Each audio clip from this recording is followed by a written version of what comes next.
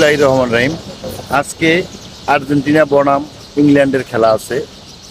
তো আর্জেন্টিনা ইংল্যান্ডের খেলায় কঠিন একটা খেলা হবে।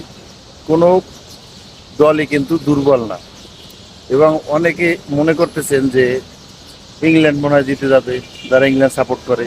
আবার অনেকে বলতেছেন যে যারা আর্জেন্টিনা সাপোর্ট করে এরা আর্জেন্টিনা জিতে যাবে।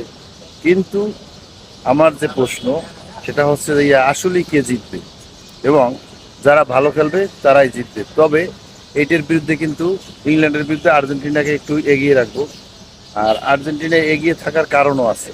তো খেলার রেজাল্ট কি হতে পারে এইটা নিয়ে একটু কথা বলি।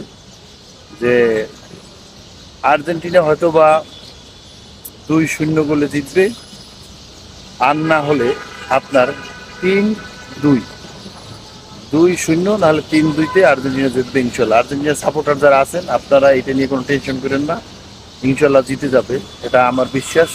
আমি বললাম, মিলিয়ে দেখবেন খেলা শেষে। ধন্যবাদ সবাইকে।